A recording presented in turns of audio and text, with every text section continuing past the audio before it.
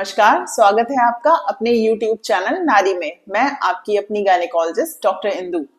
आज हम बात कर रहे हैं प्रेगनेंसी में हाइपरटेंशन। क्यों हो जाता है ये हाइपरटेंशन, क्या वजह होती है, किन लोगों में सामान्यतः ये हो जाता है, बच्चे में और मदर में क्या कॉम्प्लिकेशंस हो सकते हैं, अगर ये हो गया है तो हमें आगे क्या ट्रीटमेंट करना है। तो आइए शुरू करते हैं फिर। ये तो हम सभी जानते हैं कि नॉर्मल ब्लड प्रेशर जो है वो 120/80 होना चाहिए, लेकिन जब प्रेगनेंसी होती है तो ये ब्लड प्रेशर थोड़ा सा कम रहता है, जैसे 100/60 या कभी कभी 90/60 भी हो सकता है।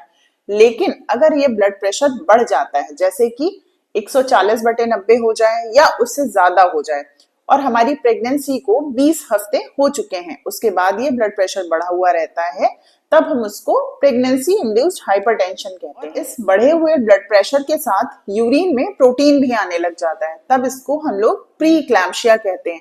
और कभी कभी तो ये ब्लड प्रेशर इतना ज्यादा बढ़ जाता है कि पेशेंट को झटके तक आने लगते हैं, उन्हें दौरे पड़ने लगते हैं, तब इसको इक्लैम्सिया कहते हैं।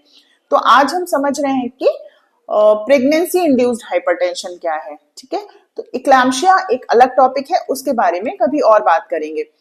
तो सबसे पहले ये है कि ये induced hypertension, pregnancy induced hypertension हो क्यों जाता है। जैसे नाम से पता चल रहा है, प्रेगनेंसी इंड्यूस्ड मतलब प्रेगनेंसी की वजह से ये हाइपरटेंशन हुआ है।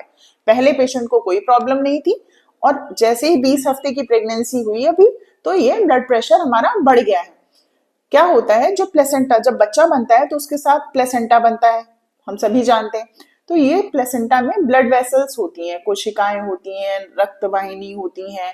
तो उसमें कुछ जो नसें हैं, जो प्लेसेंटल वेसल्स हैं, वो सिकुड़ जाती हैं, जिसकी वजह से क्या होता है कि बच्चे को ठीक से ब्लड नहीं पहुंच पाता है। दूसरा है कि वो ब्लड तेजी से पुश करने के लिए हार्ट को ज्यादा काम करना पड़ता है, जिसकी वजह से हाइपरटेंशन हो जाता है, मतलब बीपी बढ़ जाता है।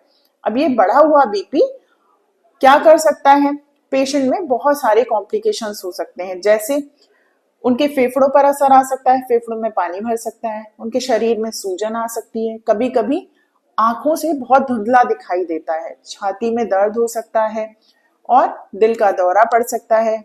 कभी कभी ये ब्लड प्रेशर इतना बढ़ जाता है कि किडनी भी फेल हो जाती है। बच्चे में क्या क्या प्रॉब्लम हो सकती है, जैसे अब ये ब्लड वेसल सिकुड़ गई थी, तो बच्चे को ब्लड उतने अच्छे से नहीं जा पाएगा, उसका न्यूट्रिशन कम हो जाएगा, तो बच्चे की ग्रोथ अच्छी नहीं होगी, मतलब ग्रोथ रिटार्डेशन हो जाएगा। दूसरा है कि हो सकता है प्री मैच्योर डिलीवरी हो जाए। कई बार इतना कम हो जाता है ब्लड फ्लो कि बच्चे की पेट में ही डेथ हो जाती है।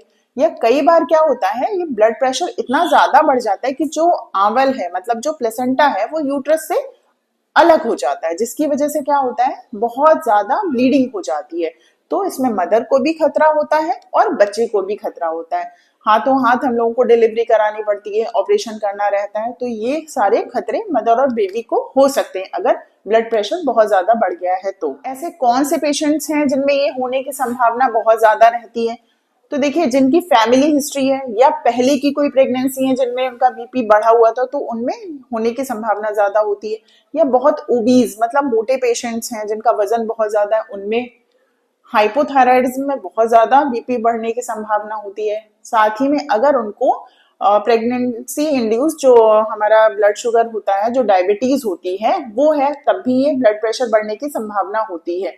या कभी कभी कुछ लोग होते हैं जिनकी किडनी में ऑलरेडी कोई प्रॉब्लम है या कुछ और प्रॉब्लम्स हैं, जिसकी वजह से बीपी आगे चलकर बढ़ सकता है प्रेगनेंसी में। तो ऐसे पेशेंट्स को हमेशा एक्स्ट्रा प्रिकॉशन लेने की जरूरत होती है, एक्स्ट्रा केयर करने की जरूरत होती है, अपने डॉक्टर से हमेशा मिलते रहना चाहिए। दूसरी चीज ये है कि ऐसे ही देखकर आप किसी को नहीं बता सकते हैं कि इनका ब्लड प्रेशर बढ़ा हुआ चल रहा होगा। तो जब भी प्रेगनेंसी है तो हमेशा अपना ब्लड प्रेशर जरूर से जरूर चेक कराएं, क्योंकि अचानक से प्रॉब्लम क्रिएट होती है। पहले तो धीरे धीरे धीरे बढ़ता रहता है बीपी, पता ही नहीं चलता है।